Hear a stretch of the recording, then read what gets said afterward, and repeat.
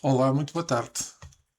Mais uma vez estamos aqui reunidos para o estudo do Livros Mensageiros. Hoje vamos estudar o capítulo 46.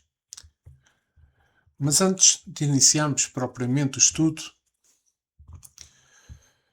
quero pedir ao nosso Mestre Jesus, aos nossos amigos espirituais, ao mentor deste trabalho, para que possam nos ajudar para que este estudo corra com maior harmonia, maior paz e maior discernimento para todos nós que vamos estudá-lo. Fica connosco agora e sempre. E que assim seja. Então, meus amigos, vamos então ao capítulo 46 do estudo de Livros Mensageiros do Espírito André Luís, psicografado por Francisco Cândido Xavier, e o capítulo denomina-se Aprendendo Sempre.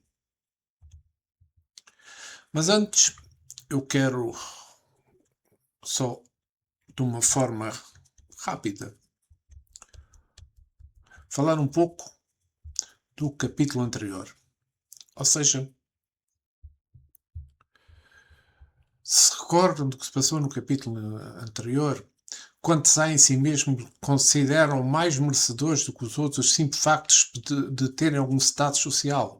Isto acontece com os homens e acontece com os espíritas. Recordam-se de eu ter dito isto?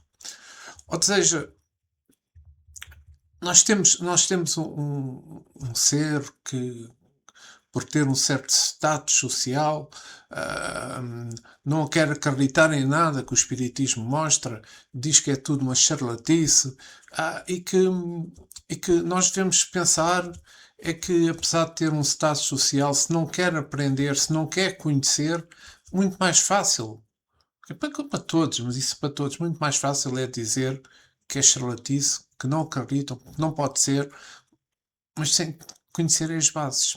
Por sem conhecer as bases é muito difícil alguém tentar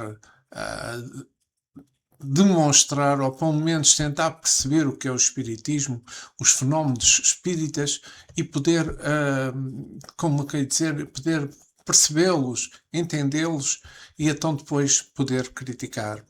Ou seja, é que estes espíritos, como este que estava mencionado no capítulo 45, que nós falámos, desejam pesar a balança dos fenómenos mediúnicos abusador, que portam o diploma, que portam o título família, histórias de parentes.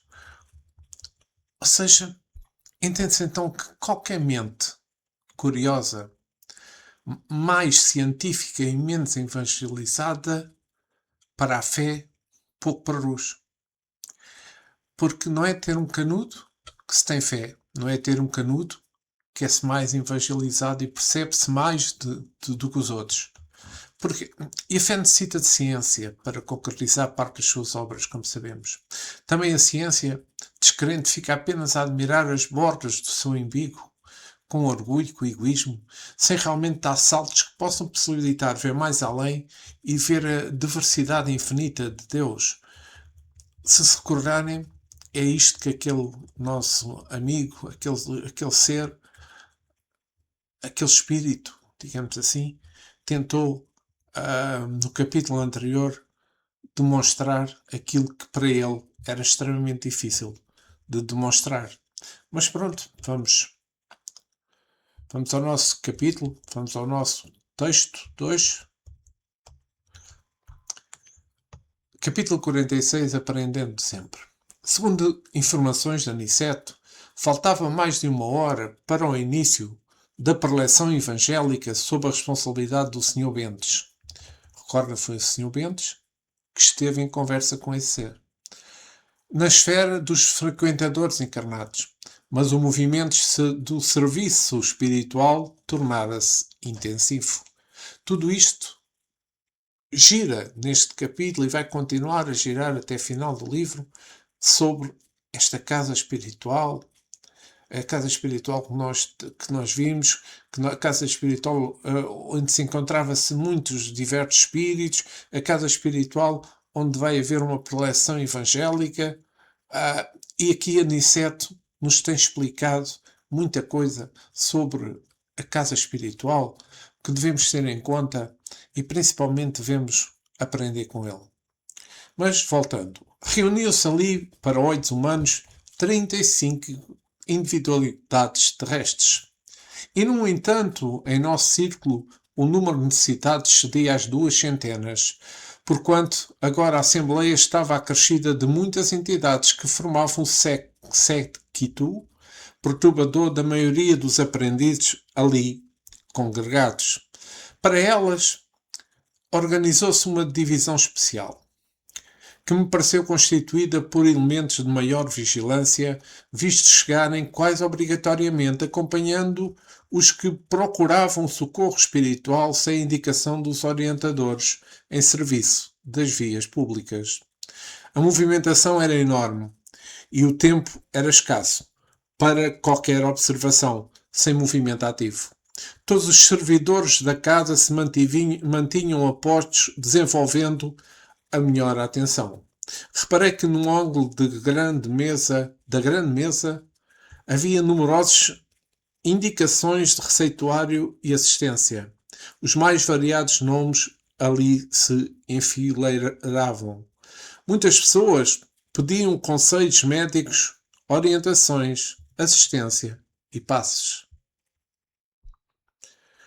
4 facultativos espirituais se moviam diligentes e, secundando-lhes o esforço humanitário, 40 cooperadores diretos iam e vinham, recolhendo as informações e enriquecendo pormenores, aproximando do grande número de papéis nominados, e enquanto curiosamente procuravam examiná-los, Aniceto explicou: temos aqui a indicação das pessoas que se afirmam necessitadas de amparo e socorro imediato.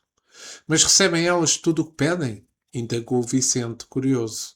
O nosso mentor sorriu e respondeu: recebem o que precisam. Muitos solicitam a cura do corpo, mas somos forçados a estudar até que ponto lhe podemos ser úteis, no particularismo dos seus desejos. Outros reclamam orientações várias, obrigando-nos a equilibrar a nossa cooperação de modo a não lhes tolher a liberdade individual. A existência terrena é um curso ativo de preparação espiritual e quase sempre não falta na escola os alunos ociosos, que perdem o tempo em vez de aproveitá-lo, ansiosos pelas realizações mentirosas do menor esforço. E aqui vou parar o texto. E vamos ver. É que esta preparação para a palestra evangélica estava pronta e André Luís, a relatar o que se passava na sala, reparou existir um número grande de receitas e assistência. E Vicente pergunta se recebem tudo aquilo que pedem. É importante esta pergunta de Vicente. Pelas palavras de Aniceto, existem nos pedidos feitos quem peça a cura e quem peça a orientação. Os pedidos, como Aniceto mencionou, são detalhadamente analisados, pois alguns de cura são individualistas e os pedidos orientativos poderiam influenciar o livre-arbítrio de cada espírito. Mas a profundidade destas palavras de Aniceto é que existem muitos seres encarnados ociosos, que não querem desafios e tomar uma decisão e viverem sob a responsabilidade daquilo que tenham decidido. Espíritos ociosos, como nós sabemos, são aqueles que, por inferioridade ou falta de vontade, não cumprem as missões evolutivas e não se ocupam ativamente do progresso, seja no plano físico, como o caso dos encarnados, ou no plano espiritual, aqui os seres errantes, que, vivendo uma existência inútil e muitas vezes interferindo nas perturbações humanas, embora a ociosidade pesada tende a levá-los à procura de utilidade, pois todos os espíritos estão em desenvolvimento. Pois seria como um pai decidisse tudo pelo filho até à idade adulta. Como os filhos não saberiam equilibrar os seus erros. Como que a lei da causa e efeito não se aplicasse nas escolhas que fizessem. O universo espiritual está em movimento constante e a procura de ocupações úteis, missões e aperfeiçoamento é a lei universal, afastando a ideia do ócio produtivo ou duradouro para a maioria dos espíritos, mas se pensarmos melhor, como é que nós próprios nos estamos relacionando com a espiritualidade? Façamos esta pergunta. A primeira conexão espiritual com a espiritualidade vem do processo do autoconhecimento, de olharmos para dentro de nós próprios, reconhecendo as nossas potencialidades, fraquezas, o nosso lado luz, mas também o nosso lado sombra, que nós precisamos alterar. E vamos continuar com o nosso texto. Desse modo, o capítulo das orientações, a maior parte dos pedidos é desaciada. Desaciada. A solicitação de terapia para a manutenção da saúde física pelos que de facto se interessam pelo concurso espiritual é sempre justa. Todavia, no que concerne a conselhos para a vida normal, é imprescindível muita cautela da nossa parte, diante das restrições daqueles que se negam voluntariamente aos testemunhos da conduta cristã. O Evangelho está cheio de roteiros espirituais e o discípulo, pelo menos diante da própria consciência, deve considerar-se obrigado a conhecê-lo. E vou parar aqui porque acho que é interessante. Ou seja,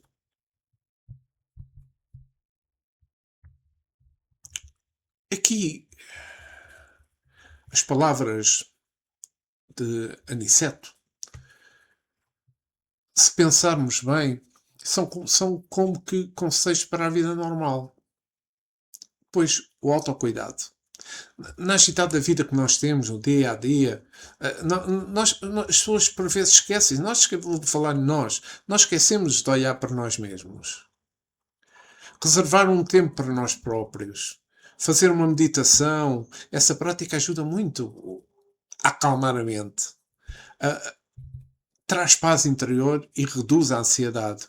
Quando nós estamos em paz, meus amigos, é muito difícil com que ligar-nos espiritualmente. Devemos ter atenção ao perdão. O perdão é uma das mais poderosas ferramentas de transformação no processo de espiritualidade e autoconhecimento. Perdoar a si mesmo é necessário para reduzir a carga e as cobranças internas. E perdoa o outro.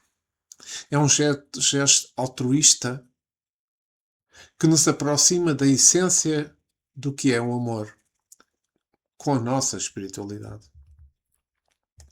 Outra parte que temos de ter é o respeito. Temos de ter respeito por nós, mas também temos de ter respeito pelos outros. Aquela máxima que não faças com as pessoas o que você não gostaria que fizesse a você é o maior exemplo do respeito por si mesmo e pelas pessoas. O otimismo. O otimismo e um belo sorriso são as melhores armas para enfrentarmos o dia a dia. Ou uma frase menos boa. Quando somos otimistas, libertamos nós mesmos de uma forma inconsciente. A energia positiva para as pessoas e expandirmos o nosso olhar no mundo. Que importância que isso tem. Na última frase de Aniceto, eu realço que quando ele diz o Evangelho, eu realço que o Evangelho, é um manual de moral e prática cristã contendo sagrados roteiros, que são os máximos de Jesus, que o discípulo deve conhecer e aplicar na vida para a sua evolução, reconhecendo não apenas pela fé, mas pelas obras de amor, de caridade e de perdão, como ensinado por Jesus e também transmitido por Allan Kardec no Evangelho segundo o Espiritismo, para a evolução do espírito, visando o reino de Deus interior e a prática do amor ao próximo. E aqui temos os princípios espíritas sobre o Evangelho. O livro O Evangelho segundo o Espiritismo, de Allan Kardec, desenvolve os ensinamentos morais de Jesus, mostrando a sua concordância com os princípios espíritas e a sua aplicação na prática. O reino dos céus não é um lugar físico, como todos sabemos, distante. mas um lugar de consciência, um lugar de moralidade que se alcança vivendo o Evangelho e praticando o amor e praticando a fraternidade. A obrigatoriedade do conhecimento e da prática. O discípulo é convocado a estudar, a viver os ensinamentos evangélicos, pois são o caminho para o progresso moral e intelectual do espírito. As obras de caridade é outro. Os roteiros de Jesus incluem ações como alimentar os famintos, vestir os nus, visitar os doentes, os presos. Atos que demonstram amor ao próximo e a caridade material e moral. O Espiritismo procura a fé de encarar a razão, face a face, frente a frente. Ou seja, os ensinamentos de Jesus são compreendidos e aceitos pela inteligência, não apenas pela crença cega. E temos a prova de um bom cristão. Segundo o Evangelho, não está em te dizer simplesmente eu sou cristão, mas em seguir os preceitos do amor, os preceitos do perdão nas atitudes diárias.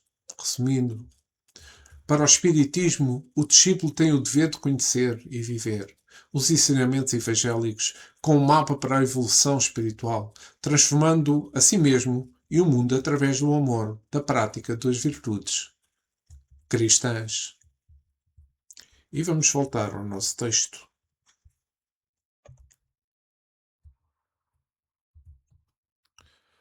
O instrutor amigo, relata-nos André Luís, fez pequena pausa. Mudou a inflexão da voz como para acentuar fortemente as palavras, considerou.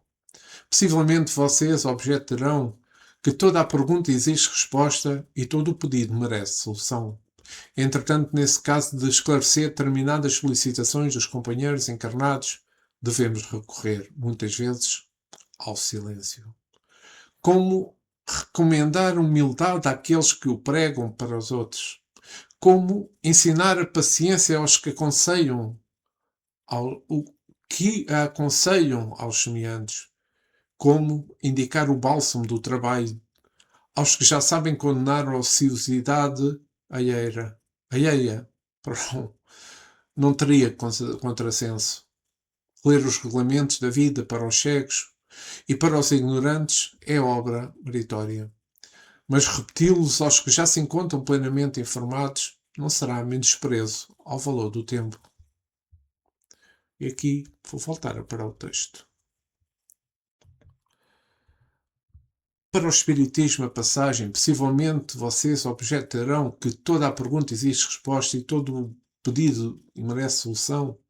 Entretanto, neste caso de esclarecer determinadas solicitações dos companheiros encarnados, devemos recorrer muitas vezes ao silêncio. Disse o instrutor, Aniceto. Isto indica que não se deve dar respostas diretas a tudo. Que interessante, não é? Especialmente quando envolve questões sérias, quando os encarnados procuram aquelas soluções fáceis, pois o silêncio, a reflexão e o aprendizado pela sua experiência são cruciais para o desenvolvimento moral e espiritual dos indivíduos, evitando a dependência, promovendo a responsabilidade pessoal, um princípio central na doutrina espírita. Pois os espíritos evoluídos transmitem as informações no genérico, como todos sabem, no âmbito moral e nunca de forma individual, que se faça isto ou que se faça aquilo.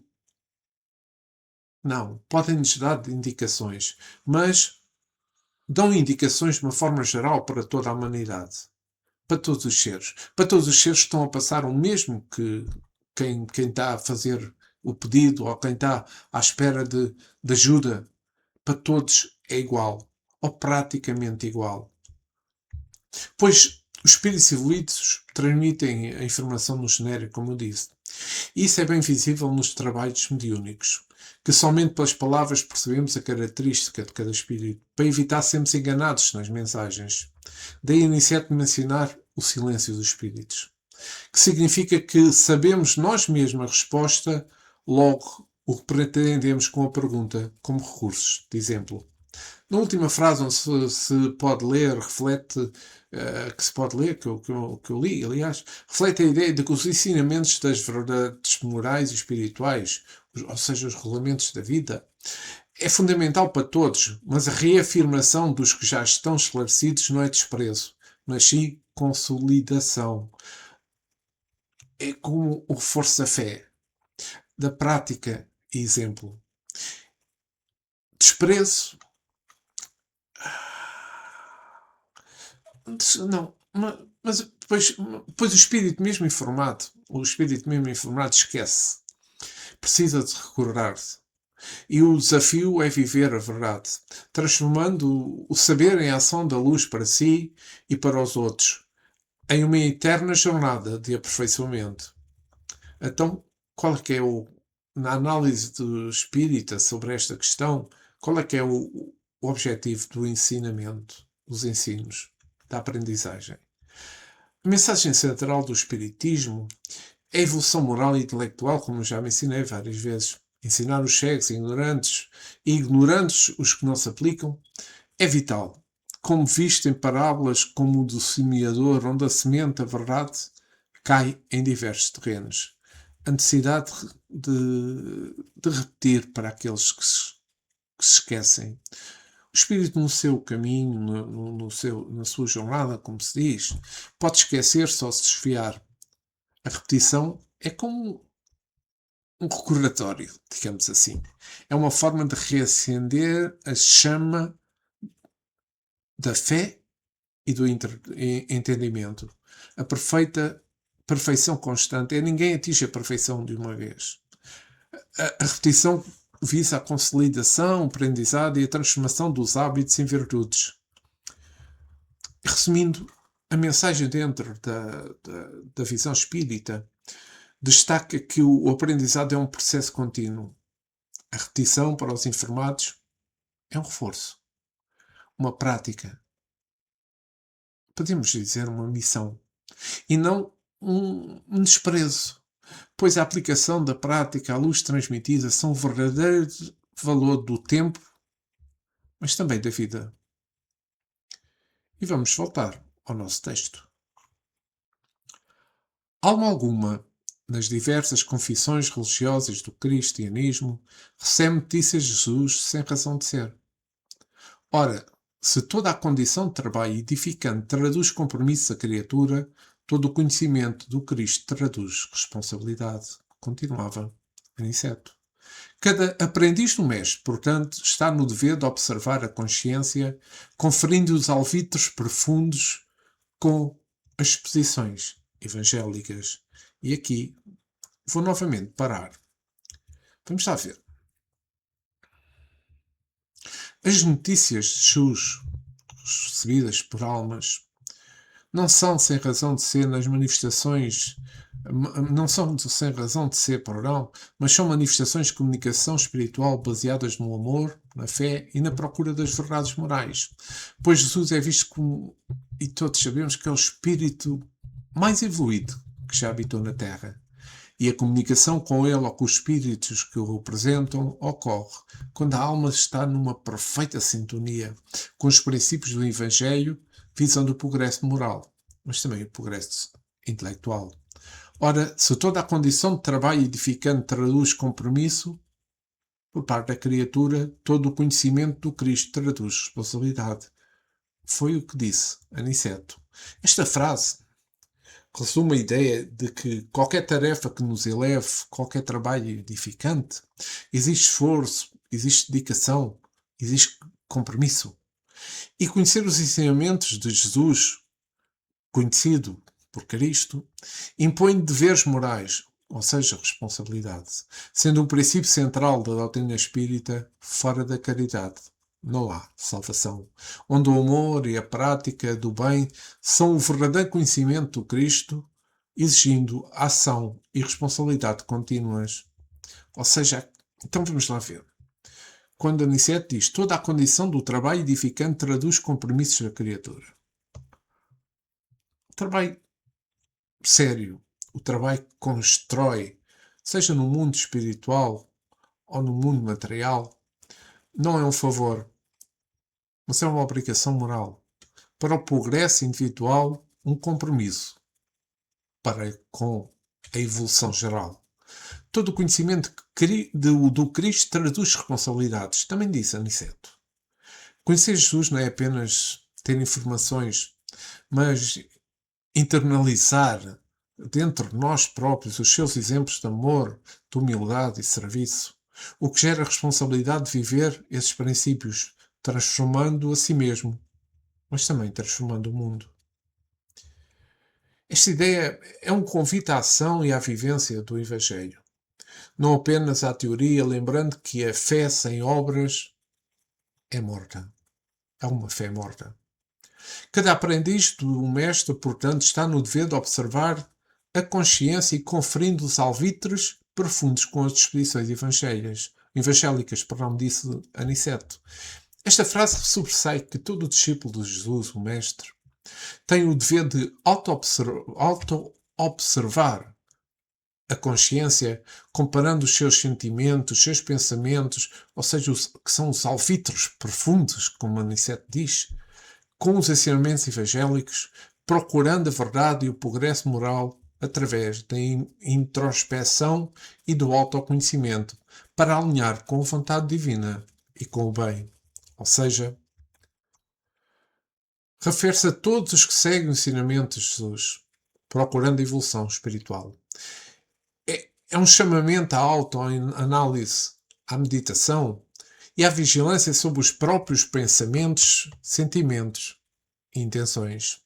Significa comparar as instituições, as ideias, os impulsos internos, ou seja, os alvitres, como mencionei há bocado, com os princípios de amor, com os princípios de caridade, com a verdade do Evangelho.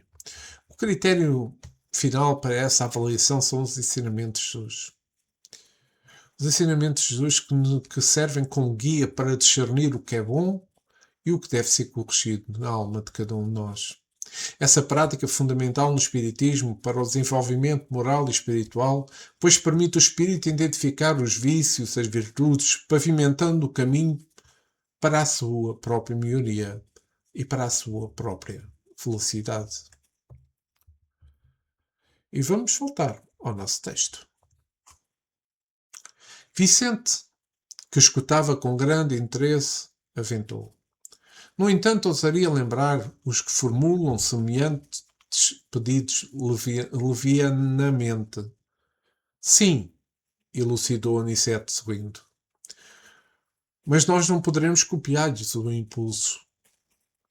Os desencarnados que ainda abusam da possibilidade do intercâmbio entre as esferas visíveis e invisíveis ao homem comum, pagarão alto preço pela invigilância. Neste caso, perguntei respeitoso, como corresponder aos pedidos de orientação? E Aniceto continuou. Alguns raros merecem o concurso da nossa elucidação verbal, na hipótese de se referirem aos interesses eternos do espírito, quando isso nos seja possível. Entretanto, quase sempre é indispensável nada responder de maneira direta, auxiliando os interessados na pauta de nossos recursos em silêncio, mesmo porque não temos grande tempo para lembrar a irmãos encarnados certas obrigações que lhes não deviam escapar da memória para a felicidade de si mesmos. Ora, que importante isto aqui. Esta frase de Aniceto explica que os orientadores espirituais, ou seja, os mentores, dão respostas diretas apenas a poucos espíritos encarnados que procuram os seus interesses eternos, mas geralmente preferem auxiliar através do silêncio ou de conselhos indiretos, incentivando o autoconhecimento e a responsabilidade individual, para que o encarnado relembre as suas próprias obrigações morais, poupando tempo e focando no progresso espiritual de todos. Apenas alguns raros recebem explicações verbais diretas sobre os assuntos espirituais profundos. Ou seja, a prioridade é auxiliar na procura da evolução do espírito, não em questões materiais ou triviais. Muitas vezes o melhor é não responder diretamente, mas guiar o encarnado a encontrar soluções por si mesmo através do silêncio e da reflexão.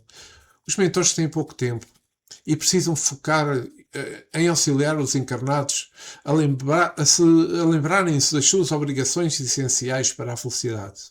A ideia é que os encarnados desenvolvam a responsabilidade e não dependam de palpites ou respostas prontas, auxiliando-se mutuamente. É importante esta parte, por isso é que eu quis parar para o texto para poder ler. Vamos então continuar com o nosso texto. Muitas entidades encarnadas estimam o fornecimento de palpites para as diversas situações e dificuldades terrestres, mas esses pobres amigos tensionam desastradamente em questões subalternas, incapazes de uma visão mais alta em face dos horizontes infinitos da vida eterna, convertendo-se em meros escravos de mentalidades inferiores encarnados na Terra. Esquecem que o nosso interesse imediato agora deve ser, acima de tudo, aquele que se refira à espiritualidade superior. Os nossos irmãos inquietos que fornecem palpites a preguiçosos mentes encarnadas sobre os assuntos referentes à responsabilidade justa e necessária do homem devem fazê-lo por conta própria. Isto é muito interessante. O que acontece então? Perguntou Vicente curioso. O nosso mentor, contudo, respondeu com outra pergunta. O que acontece ao homem de responsabilidade que se põe a brincar? Nesse instante, um dos clínicos espirituais, aproximando-se, foi gentilmente saudado por Aniceto, que lhe disse, depois de apresentar-nos: disponha de nossa colaboração humilde. Aqui estamos na qualidade de médicos itinerantes, prontos ao concurso ativo. Vem de nosso lado, indagou o novo companheiro respeitosamente. Sim, respondeu Aniceto, prestativo. Pois bem, considerou ele. Se possível, estimarei receber-lhes o auxílio após a reunião para 2 casos urgentes. Trata-se de uma jovem desencarnada hoje e de um agonizante, meu amigo. Sem dúvida, assentou o nosso orientador solicito. Aguardaremos as suas indicações. E chegamos ao fim do nosso texto. Mas antes de fecharmos completamente este estudo, eu queria ler a questão 498 do Livro dos Espíritos. Será por não poder lutar contra espíritos maléficos que o espírito protetor deixa que o seu protegido se transvie na vida? E Allan Kardec, isto é a pergunta de Allan Kardec e a resposta do Espírito da Verdade é a seguinte: não é porque não possa, mas porque não quer. E não quer porque das provas sai o protegido mais instruído e perfeito. Assisto sempre com os seus conselhos, dando-os por meio dos bons pensamentos que lhes inspira, porém que quase nunca são atendidos. A fraqueza, o descuido, o orgulho do homem são exclusivamente o que empresta forças aos nossos espíritos, cujo poder todo advém do facto de lhes não opor-lhes resistência. A resposta fundamenta na dúvida de certas pessoas que temem o mal, mesmo na expressão frágil e temporária. A luz nunca teme as trevas. Essas é que são escorraçadas pela luz quando conveniente. O espírito angélico tem a seu favor a tranquilidade da consciência imperturbável, e se é imperturbável, nada ela teme. O protetor procura por todos os meios livrar o seu tutelado das artimanhas dos espíritos inferiores. Quando não consegue por estar ligado a eles, por lei da afinidade, permite ao espírito protetor que o seu tutelado fique envolvido como lição, que no amanhã será valiosa como prova. Quando nos ligamos a certas coisas, estamos pedindo para isso e não é concedido como experiência, por vezes notável, que vem nos ajudar a conhecer a verdade pela dor, tanto pelo obsidiado como pelo obsessor. Todos os dois ganham na luta das trevas para se fazer luz. O anjo guardião não violenta a consciência do protegido.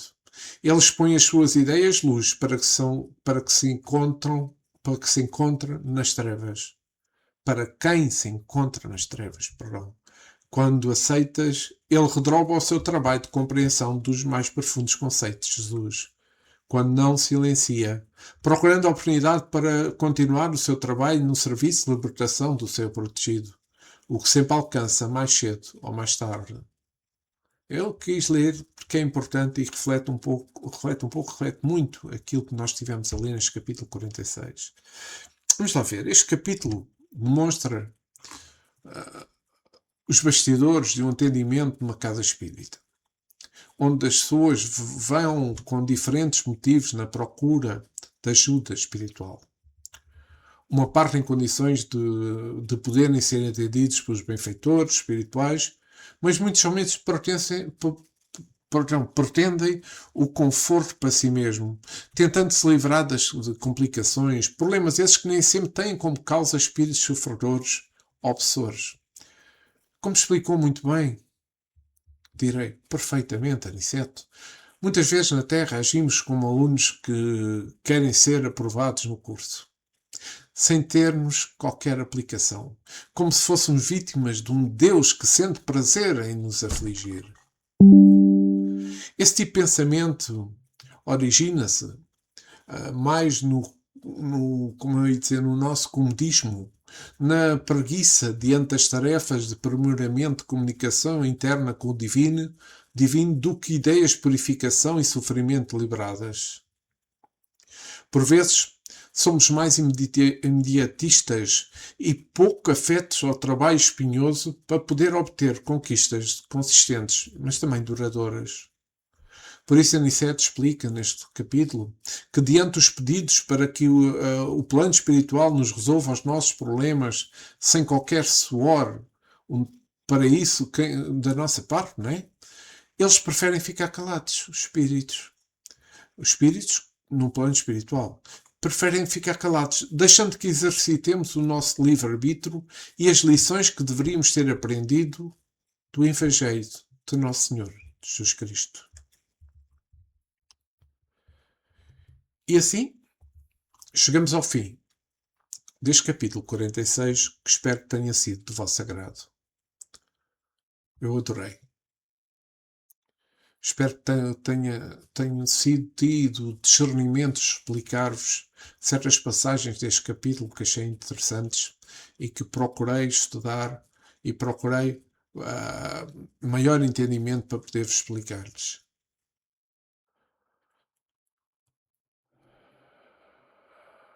Quero agradecer ao nosso Mestre Jesus, aos seus representantes, aos nossos amigos espirituais, ao mentor deste trabalho. Agradecer pelo momento que nós tivemos neste estudo. Neste estudo que é extremamente importante para todos nós. Uns para recordar, outros para aprender. Ficar connosco agora e sempre, Jesus. E que assim seja.